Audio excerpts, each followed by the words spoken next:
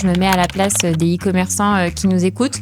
Quand on vous entend dire ça, on se dit bah ouais, mais moi mon catalogue produit en fait il est déjà optimisé. J'ai mis tous mes produits ont des titres, ont une description, ont un prix, donc c'est ok. En réalité, tu peux imaginer le flux produit comme étant la vitrine digitale de ton magasin. C'est-à-dire que tu as envie d'avoir le bon prix, une belle image. En soi, toutes les informations utiles pour pouvoir acheter ton produit. Nous, tout le travail qu'on va aussi faire, c'est passer ce message auprès des annonceurs et leur dire si la plateforme vous laisse la place, autant l'exploiter. Il y a 10 ans, le flux produit il était utilisé uniquement sur Google Shopping et le remarketing dynamique. Maintenant, depuis déjà quelques années, on se retrouve à une diffusion sur le réseau display, sur Gmail, sur Discover, sur YouTube, en bref un petit peu partout. L'optimisation du flux produit, c'est central dans l'optimisation tout simplement de la performance publicitaire. Bienvenue dans ce nouvel épisode de l'effet marketing de cette mini-série e-commerce que j'organise en partenariat avec Chainable. Dans ce deuxième épisode, on va aborder le sujet de l'optimisation du flux produit. Vous allez voir un sujet qui est crucial pour les e-commerçants. Et dans cet épisode, j'ai le plaisir de recevoir deux invités. Valentin Kellard, qui est expert en stratégie d'acquisition depuis 10 ans et qui a été aussi bien chez Google et qui a travaillé également en agence et qui est en ce moment même en cours de création de sa propre agence. Et le second invité, c'est Arthur Lubrano, qui est en charge du développement du marché français chez Chainable. Valentin, Arthur, bienvenue dans le podcast. Bonjour Léa. Bonjour. Merci beaucoup d'être venu. Très contente qu'on puisse faire cet épisode ensemble. Ce que je vous propose pour démarrer et qu'on mette directement les mains dans le cambouis, est-ce que vous pouvez nous donner une petite définition du flux produit, un terme qui nous parle beaucoup à tous les trois, qui vont peut-être parler à certains de nos auditeurs et à d'autres pas du tout. Donc ce que je vous propose, c'est que pour démarrer, on mette un peu tout le monde au même niveau d'infos. Donc effectivement, l'optimisation du flux produit, c'est tout simplement s'assurer qu'on va mettre ces produits en valeur auprès des différentes plateformes que sont Google ou Meta. En réalité, tu peux imaginer le flux produit comme étant la vitrine digitale de ton magasin. C'est-à-dire que tu as envie d'avoir le bon prix, une belle image. En soi, toutes les informations utiles pour pouvoir acheter ton produit. Et en gros, on se retrouve avec deux types d'informations qui sont primordiales. La première, c'est toutes les informations qu'on va dire techniques, qu'on va envoyer à Google pour qu'ils puissent comprendre ce qu'est notre produit, ce qu'on vend. Ça va être un titre optimisé, une description, des ID produits comme le GTIN qui est utilisé dans le code barre notamment, ou la marque. Mais aussi des informations qui vont être affichées à ton audience, qui va lui donner envie de cliquer sur ton annonce. Donc ça va être l'image évidemment qui est un des éléments importants, un prix, évidemment, mais également des avis clients ou des promotions quand c'est pertinent. Juste pour compléter ce qu'a dit Valentin, il a mentionné le mot comprendre. Le but, c'est ça, c'est que la plateforme sur laquelle on va exporter le flux, elle vienne comprendre en fait les informations, les données sur mon catalogue de produits, sur mon catalogue d'offres, pour que derrière, ces données-là, elles puissent être exploitées sous format d'annonce et déployées derrière dans les campagnes. Donc c'est ce sujet de dire comment on fait comprendre à la plateforme qu'est-ce que je vends, quelle est la structure de mon offre, et comment je fais répondre ça aux standards que la plateforme aura fixés au préalable. Et moi, une petite question que je me pose directement, je me mets à la place des e-commerçants qui nous écoutent. Quand on vous entend dire ça, on se dit bah ouais, mais moi mon catalogue produit en fait il est déjà optimisé. J'ai mis tous mes produits ont des titres, ont une description, ont un prix, donc c'est ok. Mais au final, on se rend compte des fois que entre ce qu'on voit aussi dans notre CMS et les informations qui sont vraiment envoyées aux différentes plateformes publicitaires, il peut y avoir un écart et on y reviendra plus dans le détail, mais peut-être, est-ce que vous pourrez nous dire, selon vous, quelles sont les informations les plus importantes qui doivent figurer justement dans notre flux produit ? Alors déjà, il y a des informations qui sont primordiales pour pouvoir être tout simplement éligible pour la diffusion. Okay. Donc c'est toutes ces informations qui contiennent notamment les informations d'ID produit. Il faut un ID unique, il nous faut un GTIN notamment, il nous faut un titre, il nous faut une description, un prix, une page de destination et une disponibilité. Tout ça, c'est des informations qui sont indispensables tout simplement pour diffuser. Okay. Mais au-delà de ça, on a des informations qui nous permettent d'enrichir notre diffusion et du coup de donner plus d'informations à l'utilisateur et à Google pour nous faire diffuser sur plus de requêtes. Je pense notamment rien qu'à la partie images, on a la possibilité de rajouter jusqu'à 10 images. On peut ajouter des images qu'on appelle lifestyle qui nous permettent de mettre en avant le produit dans son environnement. De la même manière, on peut rajouter des attributs produits sur la taille, sur la couleur, sur la matière, dans l'habillement, sur l'âge ou sur le genre. Et toutes ces informations, ça va être utile pour la plateforme, pour bien comprendre à quel utilisateur on va pouvoir pousser notre publicité, mais aussi pour l'utilisateur final, pour savoir si ça l'intéresse ou pas d'aller plus loin avec cette marque. Pour compléter, c'est ça, le flux il s'adresse à la fois à l'utilisateur final par le biais d'une annonce, mais aussi à la plateforme. Et donc, sur les attributs essentiels que mentionnait Valentin, donc on peut parler aussi du titre. Si on prend l'exemple de Google, un titre dans un flux shopping peut contenir jusqu'à 150 caractères. Or, quand toi, tu fais une recherche et que tu vois une annonce, tu vois rarement 150 caractères sur un titre. Et pourtant, on y a le droit. Et donc, quand on se pose la question de pourquoi, c'est tout simplement parce que derrière, ça permet à la plateforme de faire matcher des termes de recherche qui seraient contenus éventuellement aussi dans ces titres-là. Donc, nous, tout le travail qu'on va aussi faire, c'est passer ce message auprès des annonceurs et de leur dire si la plateforme vous laisse la place de mettre ça en place, autant l'exploiter. Profitez-en, ouais. Et si j'essaye de prendre un exemple très concret pour que ce soit parlant pour nos auditeurs, parce que on est dans le technique et du coup, c'est pas forcément facile de le visualiser. Je tente l'exemple et vous me direz si vous voulez compléter. C'est typiquement, moi, je cherche une paire de chaussures pour courir. Et si je tape chaussures running femme bleu taille 39, c'est en ayant renseigné tous ces attributs-là, dans mon flux shopping, que ça va me permettre finalement de mieux ressortir dans les résultats. Là où peut-être si dans mon flux produit, j'avais pas précisé que la taille ou que c'était pour les femmes ou même la couleur, j'aurais eu moins de chances, du moins, de ressortir sur cette requête-là. Est-ce que j'ai bien saisi le concept ? C'est exactement ça. Et en réalité, les algorithmes de Google, ils ont beau être extrêmement puissants, il faut leur donner de l'information pour qu'ils puissent comprendre qu'à ce moment-là, ma paire de chaussures, elle est intéressante pour la faire afficher. Et du coup, c'est en reprenant ces informations du flux qu'on va les avoir. Et du coup, ça répond aussi aux enjeux d'acquisition que peuvent avoir les e-commerce aussi aujourd'hui. On est dans un contexte en plus économique qui est pas évident et on est dans l'optique de se dire comment est-ce que je fais pour augmenter ma rentabilité. Le fait d'optimiser son flux produit, pour moi, j'ai le sentiment que ça peut quand même répondre directement à ces enjeux-là parce que finalement, tu diffuses au bon moment, au bon endroit, auprès justement de la bonne personne. Et derrière, c'est ce qui va te permettre d'augmenter ton taux de diffusion et derrière, potentiellement, de mieux convertir et donc d'améliorer ton retour sur investissement de manière globale, mais surtout publicitaire si tu es dans le cadre de campagnes publicitaires. Oui, exactement. Ça répond en fait à deux enjeux principaux. C'est de diffuser notre produit au plus de personnes qui ont cette volonté, qui sont susceptibles d'acheter en tout cas. Et derrière, d'optimiser le taux de conversion. Pourquoi ? Parce que la personne qui va cliquer sur notre annonce, elle aura déjà eu toutes les informations en amont qui va lui permettre d'acheter le produit. Et la plupart du temps, quand on redirige un internaute vers une page produit où il a montré de l'intérêt, on a plus de chances de convertir aussi. Et pour parler d'une situation que moi je rencontre quotidiennement avec nos clients, il y a encore beaucoup trop d'annonceurs qui se contentent aussi de ne pas avoir l'intégralité de leur catalogue qui soit diffusé parce que il y a un certain nombre de leurs produits qui répondent pas aux exigences en matière d'optimisation. Et derrière, en fait, ils travaillent ou ils déploient leur budget que sur une partie de leur catalogue finalement et ils s'en affranchissent. Là où en fait, le but c'est quand même que l'intégralité de mon catalogue passe sur la plateforme. Après, j'exploite pas tout le catalogue, mais il y a quand même ce sujet-là. Nous, pour partager un retour d'expérience, les annonceurs que l'on accompagne depuis plusieurs années, qui ont assez tôt pris en considération ce sujet de l'optimisation, ils utilisent toujours la plateforme.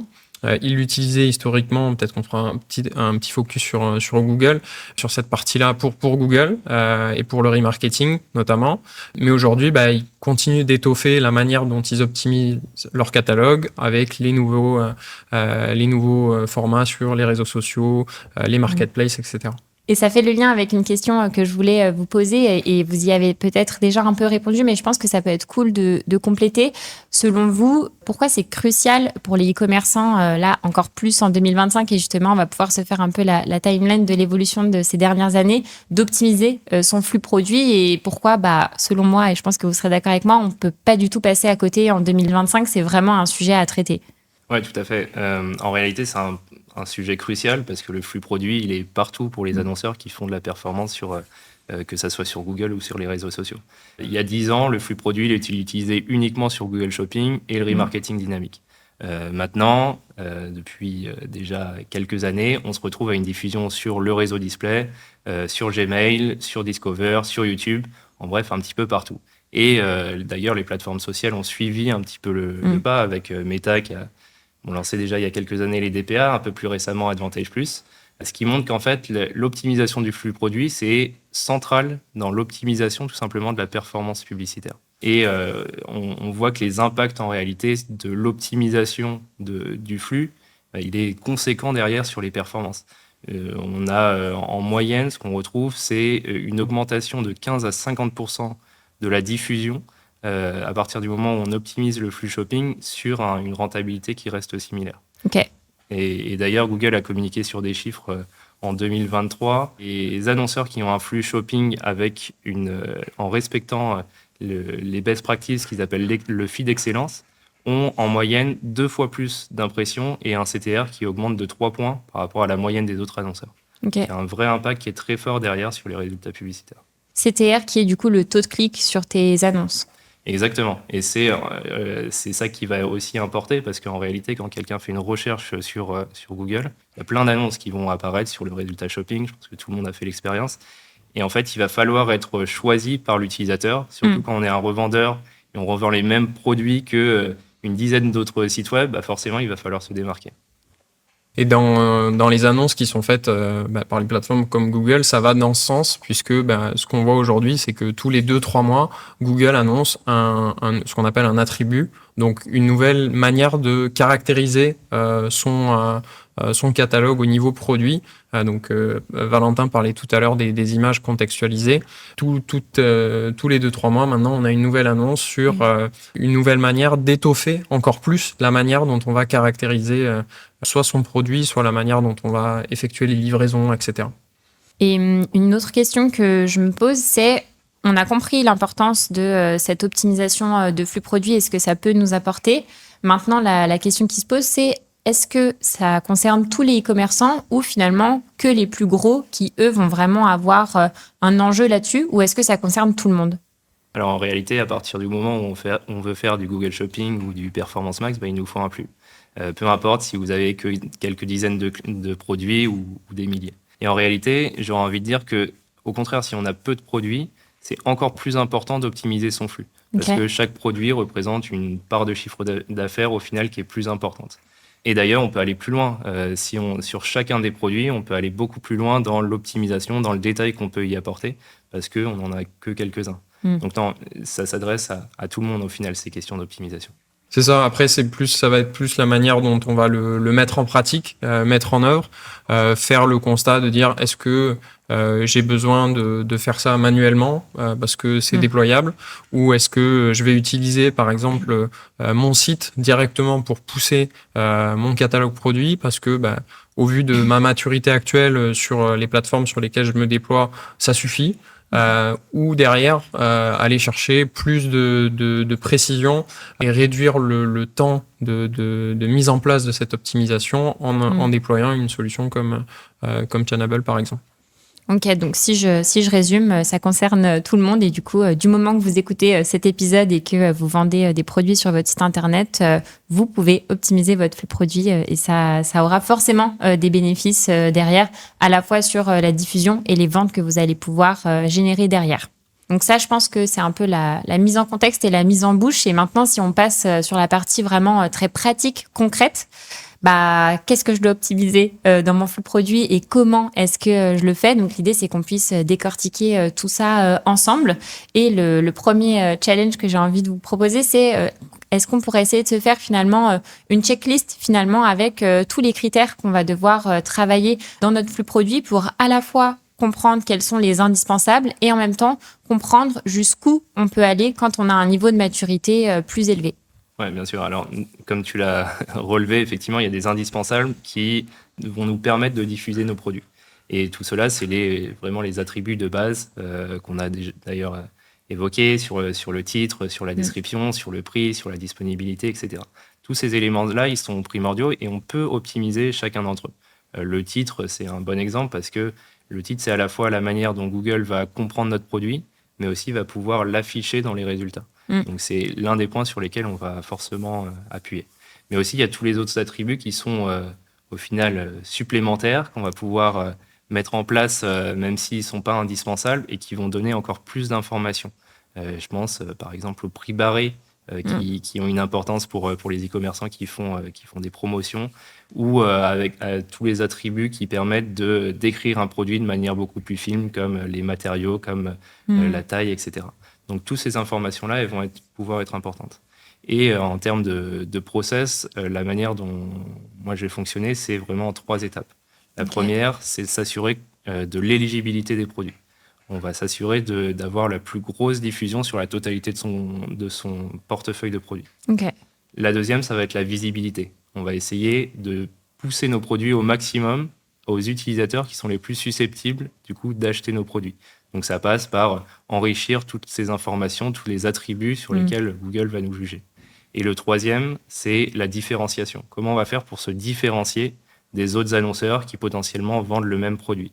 Et ça passe par des images de qualité, des fois juste en changeant le fond, d'avoir un fond blanc, on le change par un fond de couleur, et forcément on va pouvoir arriver à des meilleures performances. Le fond de couleur, normalement, n'est pas autorisé par Google, mais moi, c'est toujours passé et ça nous permet d'avoir une grosse différenciation par rapport aux autres annonceurs. Ok, très bien. J'allais te demander justement si tu avais des exemples à nous donner, mais ok, en effet, le fond de couleur, alors que tout le monde a un fond blanc, c'est indéniable. Exactement.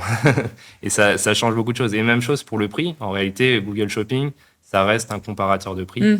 Et donc, forcément, le prix va avoir un impact très fort sur le taux de clic. D'ailleurs, sur le taux de conversion, évidemment, derrière. Donc, on va s'assurer d'avoir un prix qui est compétitif, mais on peut aussi le mettre en avant de différentes manières. Parler des prix barrés, c'est l'une des manières de le faire. On peut rajouter aussi des promotions, des codes promo, des choses comme ça qui nous permettent de nous démarquer. C'est finalement un peu tous les mystères qu'on peut se poser. On se dit, ah, mais comment est-ce que mon concurrent a fait pour ajouter une promotion, le prix barré, des avis, avoir du coup tel élément en plus. Moi, j'arrive pas à l'ajouter. Tout ça, en fait, ça se contrôle vraiment au niveau du flux produit. Exactement. Et la manière la plus simple du coup de la mettre en place, c'est via des outils comme Chainable, parce que évidemment de manière manuelle, on va pouvoir le faire sur Google Merchant Center, mais avec des outils, ça va aller beaucoup plus vite. On peut l'industrialiser sur notamment des e-commerçants qui font beaucoup de promotions. Ça va être très très important de le faire.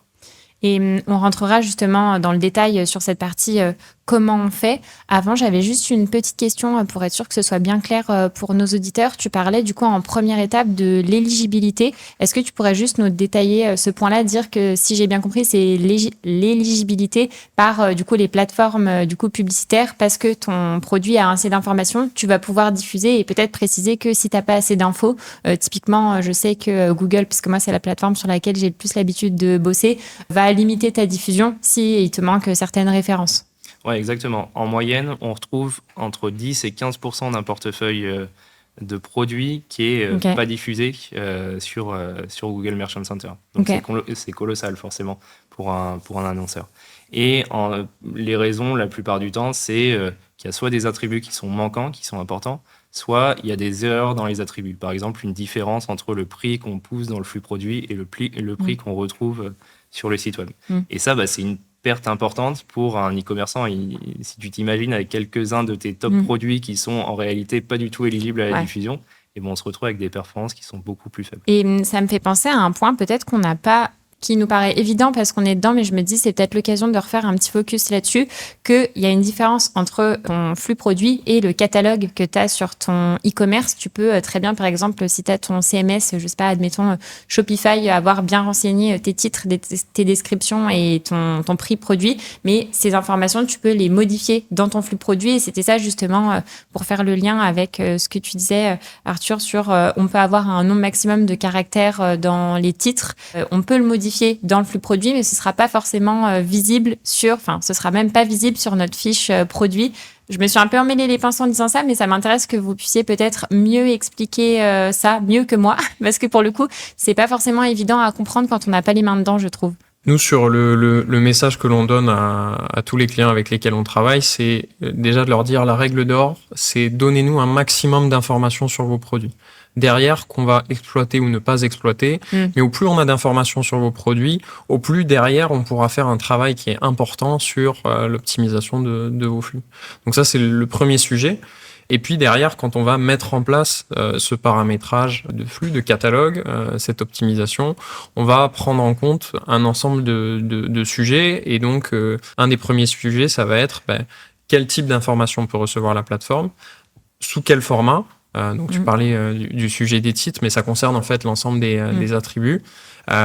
Et derrière, à partir de ce que l'annonceur me donne au départ, comment je peux l'exploiter pour tirer le meilleur parti de tel ou tel attribut dans mon flux.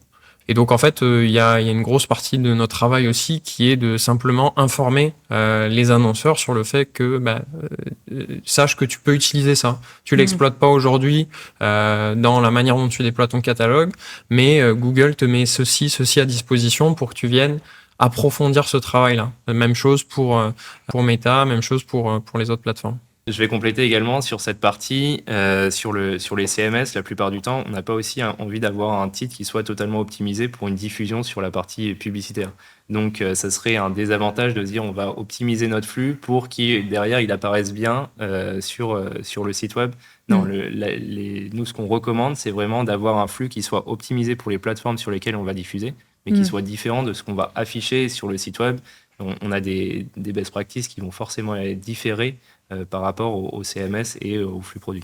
Ouais, et bien avoir en tête que du coup, les infos que tu as dans ton flux produit ne sont pas forcément les mêmes que tu vas avoir sur tes fiches produits sur ton site internet. Parce qu'en effet, ça peut des fois faire peur de te dire est-ce que tout ça, je vais vraiment tout avoir sur ma fiche produit, mais non, pas nécessairement. Comme tu dis, les bonnes pratiques vont être différentes pour l'un et pour l'autre. Et du coup, ça m'intéresse d'avoir un peu votre retour aussi sur les erreurs que vous voyez le plus souvent passer sur les optimisations de flux produits. Parce que si on se met à la place de nos auditeurs qui nous écoutent et qui du coup maintenant ont compris l'importance d'optimiser leur flux produit et les principaux attributs, donc les principaux critères, caractéristiques qu'on peut travailler dans son flux produit, savoir un peu quelles sont les erreurs qu'ils pourraient éviter.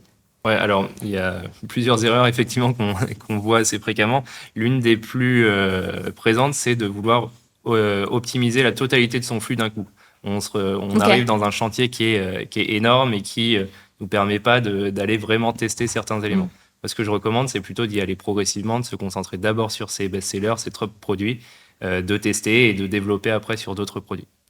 Une autre erreur, c'est de se dire, comme sur la partie titre, soit de bourrer de mots-clés, parce qu'on a on a un petit peu la réflexion search, on va mettre du mot-clé partout, ou SEO, et c'est pas du tout ce qu'il faut faire. Soit ne pas en mettre du tout.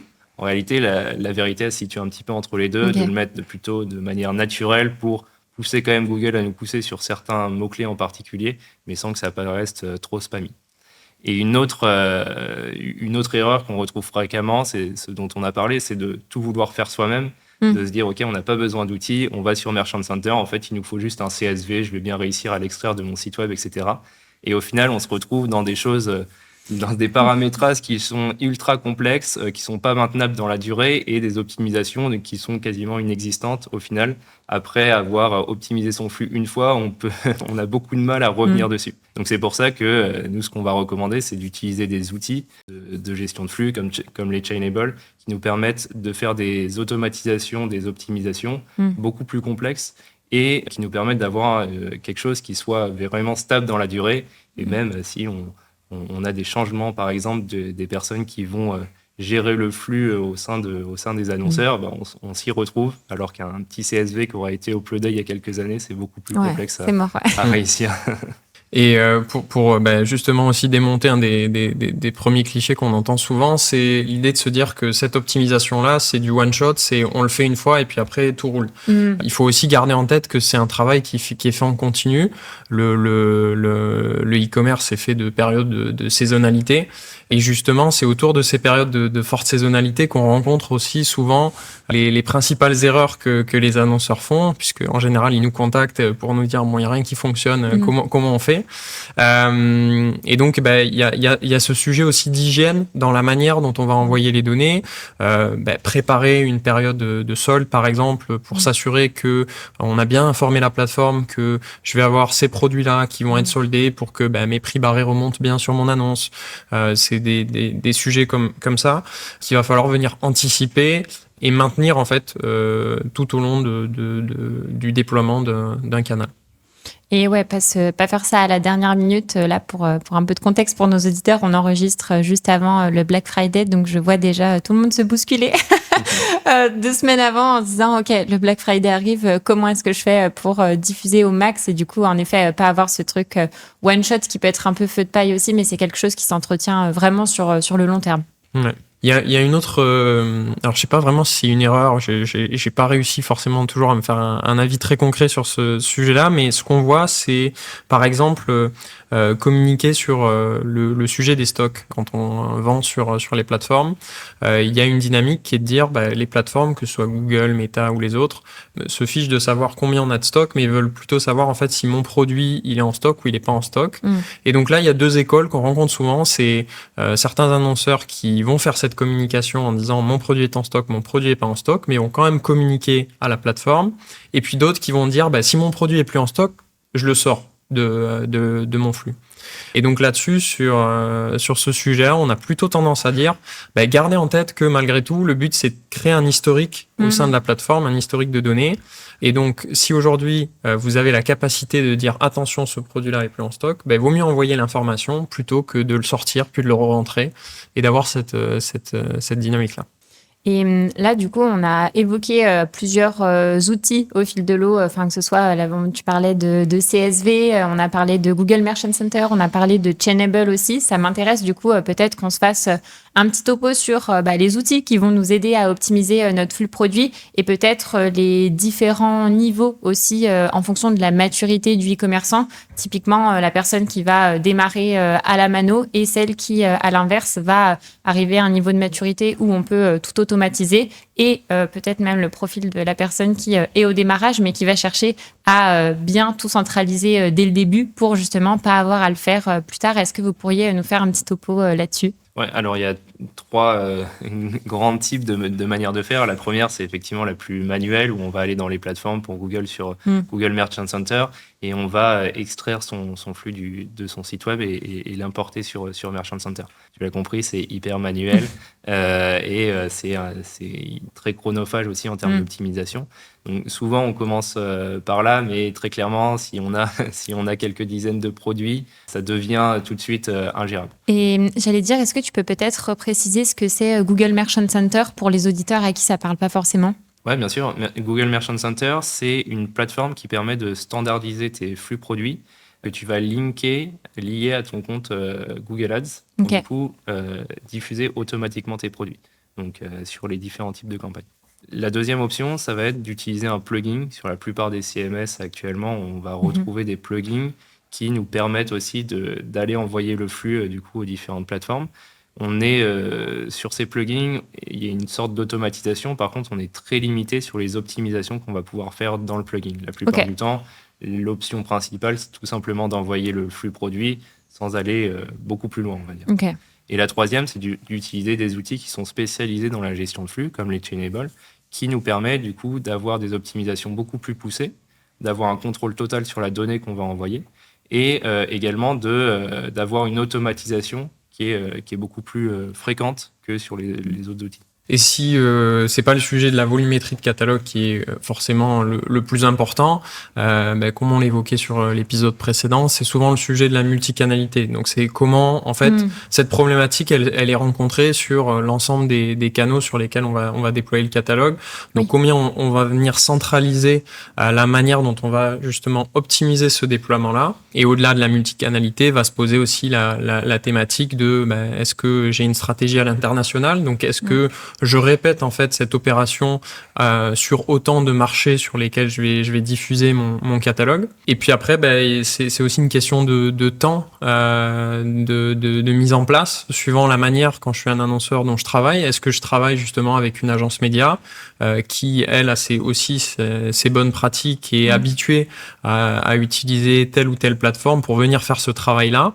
Derrière, ça aura aussi un impact pour les annonceurs dans la manière dont ils vont faire ce travail d'optimisation. Ouais, et c'est un super point du coup que je souligne sur la partie, comme tu disais, multicanalité. C'est que du coup, c'est vrai, là, on parle de Google Merchant Center, mais ça, c'est un outil qui est uniquement pour Google. Et c'est vrai que ce qu'on voit aussi souvent dans les erreurs, c'est du coup ce truc de je gère un peu mon flux à la mano, je l'importe dans Google, je l'importe dans Meta. En fait, les deux sont pas synchronisés. Donc, quand il y a une mise à jour, ça va pas. Donc, du coup, d'avoir aussi un outil qui est là pour centraliser et qui permet de déployer facilement sur toutes les plateformes, ça fait carrément la différence. Voilà, nous, ce que l'outil fait très concrètement, c'est venir rechallenger quotidiennement, automatiser la mise à jour des informations qu'on va venir absorber depuis le site d'un annonceur, voir si le catalogue a évolué, s'il y a des produits qui sont sortis, s'il y a des prix qui ont changé, et mettre du coup à jour ces informations quotidiennement sur les plateformes en sortie pour éviter que un annonceur il déploie du budget sur des produits qu'il a plus au catalogue ou sur des produits qui ont en fait le mauvais prix, et derrière ça crée un sentiment de frustration pour le prospect qui clique sur une annonce et qui au final se retrouve sur le site et le prix n'est pas le même par exemple. Ouais, et du coup là, ce que je me rends compte, et ça peut être peut-être aussi un conseil pour nos auditeurs, vous me direz ce que vous en pensez, c'est peut-être ce truc de quand est-ce que j'optimise mon flux produit, finalement le plus tôt est le mieux, parce que sinon ça reste finalement une bombe à retardement. Essayer de mettre ça en place dès le début le plus propre possible et le plus automatisé, c'est ce qui va nous servir sur le long terme, quoi. Ouais, tout à fait. C'est l'un des premiers points qu'on met en place de toute façon à partir du moment où on va lancer des campagnes publicitaires. Il y a le point du tracking, évidemment, mais il y a le point aussi de tout ce qu'on va envoyer à Google pour nous permettre de mieux diffuser sur ces différentes plateformes. Et en réalité, le flux, c'est l'un des éléments centraux d'optimisation qui va avoir le plus d'impact. Donc, dès le début, on va l'optimiser, mais comme le disait Arthur, c'est des optimisations qui se font aussi au fur et à mesure de la vie d'un e-commerçant, avec des changements de stock, avec des nouveaux produits qui apparaissent, avec des promotions, etc. Tout ça, ça va être pris en compte, et du coup, il va falloir toujours remettre des optimisations sur cette partie-là. Pour compléter ce point-là, c'est de dire on met en place des bases solides sur cette partie-là, et puis derrière toujours garder en tête que même si les plateformes vont essayer de s'aligner les unes aux autres pour ce sujet des données produits, il y a quand même des standards qui sont propres à telle plateforme et qui sont pas les mêmes sur une autre, et donc il faut prendre ça aussi en compte quand on déploie son catalogue sur ces plateformes-là. Et donc là, on voit que le flux produit, avec tout ce qu'on s'est dit, c'est un sujet crucial aujourd'hui. Et j'ai envie aussi de le mêler avec les dernières actus qu'on a, notamment l'arrivée de l'IA. Comment est-ce que vous imaginez cette optimisation de flux produit dans les prochains mois, les prochaines années, avec cette arrivée de l'IA ? Alors, personnellement, je pense que l'optimisation du flux, il va devenir encore plus crucial dans l'optimisation des campagnes publicitaires. Ouais, parce que déjà parce que la diffusion des annonces shopping, elle se fait sur un univers qui est de plus en plus étendu. Depuis septembre dernier, Google a annoncé que les annonces shopping seront diffusées aussi sur Google Lens, qui représente quand même 2 milliards de recherches par mois, et AI Overview, qui est le ChatGPT intégré à Google, qui est pour l'instant pas disponible encore en France, mais qui se développe depuis plus d'1 an aux États-Unis. Et en plus de ça, les plateformes sociales sont pas en reste. On avait parlé d'Advantage+, quasiment toutes les autres plateformes sociales se sont mis aussi sur ce type de campagne qui vont embarquer un flux shopping. La dernière en date, c'est TikTok avec Smart+, qui nous permet de faire de la publicité sur TikTok, même sans vidéo, mais avec un flux. Donc forcément, on se retrouve avec un flux produit qui prend de plus en plus d'importance. Et ce qui est intéressant aussi de noter, c'est en regardant un petit peu les pages de résultats de recherche qu'on retrouve aux États-Unis, qui est peut-être la direction que va prendre Google sur les autres marchés, et en tout cas, c'est souvent ce qu'on a l'habitude de dire. On remarque que pour une recherche de produit, on a beaucoup plus de résultats qui viennent du flux produit que ce qu'on a en France, avec notamment beaucoup plus de fiches produites gratuites qui apparaissent sur ce marché, alors qu'en France, c'est quasiment, on n'a quasiment pas d'impression. Et du coup, si ça se concrétise sur les marchés européens, ce qui n'est pas sûr, parce qu'effectivement, il y a toute une réglementation autour de tout ça, en réalité, le flux produit ne deviendra pas uniquement crucial en ads, mais il deviendra crucial aussi sur le positionnement naturel sur le SEO. Ouais, je pense que Valentin l'a dit, c'est une thématique qui se complexifie et qui se diversifie aussi sur les différentes plateformes. Et donc, ce qu'on disait, c'est que sur ces nouveaux formats de campagne, qui viennent en fait puiser l'information là où elle est présente, et en l'occurrence donc dans les fiches produits. Pour répondre sur le dernier élément mentionné, il y a en effet ce parallèle que j'ai tendance à faire avec nos clients, c'est de dire nous on fait un petit peu le SEO du SEA. À savoir ce travail d'optimisation en amont des campagnes. Mais en fait, aujourd'hui, comme ce qu'on disait, la plupart de ces plateformes deviennent aussi leurs propres moteurs de recherche. Et derrière, la segmentation, elle se fait en fonction de l'audience que va avoir chacune des plateformes. Derrière, ce sujet du SEO des plateformes va aussi être intimement lié à la manière dont sont structurées ces fiches produits, donc qui proviennent du sujet du flux au départ. Et pour clôturer cet épisode, quels sont selon vous les 3 points clés que devraient retenir nos auditeurs ? Alors, je pense que déjà, le premier point important, c'est de se dire que le flux shopping, ça sert 2 enjeux. Ça sert les enjeux des plateformes, notamment Google, pour qu'ils comprennent bien ce qu'est notre produit, mais aussi en termes de visibilité pour les internautes, pour que notre produit il ait de l'intérêt à leurs yeux. Sur le deuxième point, ça serait donc du coup cette checklist des meilleures pratiques sur l'optimisation d'un flux, des best practices qui seraient vraies d'une plateforme à l'autre, qu'on retrouve, qui sont assez communes. J'en profite pour signaler que on partagera aussi cette checklist en description du podcast et de la vidéo qu'on a co-construite ensemble. Donc il y a le sujet de ce qu'on appelle les attributs obligatoires, donc ceux qui vont intervenir dans les annonces, donc tout ce qui va être les titres, les prix, les descriptions, etc. Et donc là, c'est comprendre en fait quels sont les formats que peuvent récupérer les plateformes sur ces attributs-là. Et puis derrière, il y a tout un ensemble d'attributs, donc de caractéristiques sur les produits que peuvent récupérer les plateformes, mais qui, pour un grand nombre d'annonceurs, nous on le constate au quotidien, sont encore assez mystérieux. Et en fait, c'est l'idée, le message, c'est de se dire si c'est présent et si que ce soit Google ou les autres plateformes les maintiennent, c'est qu'il y a une bonne raison derrière.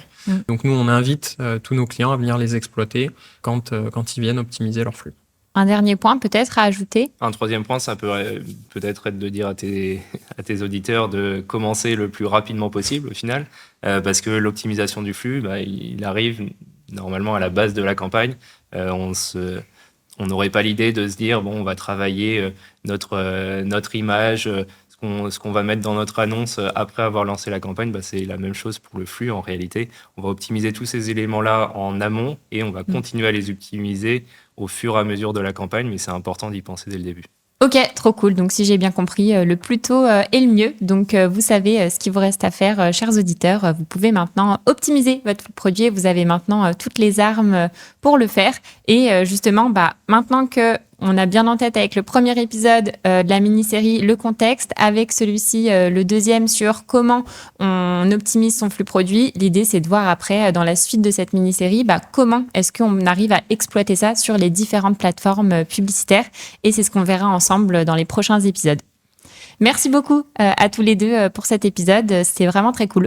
Merci Léa. Merci Léa. Merci à vous, chers auditeurs, pour votre écoute, d'avoir écouté cet épisode jusqu'au bout. Si vous avez apprécié cet épisode, n'hésitez pas à nous laisser un petit commentaire, à liker et à vous abonner sur la chaîne. Et bien évidemment, si vous avez la moindre question, n'hésitez pas à contacter Valentin ou Arthur qui seront ravis de répondre à vos questions. Et je mettrai tous les liens en description de l'épisode.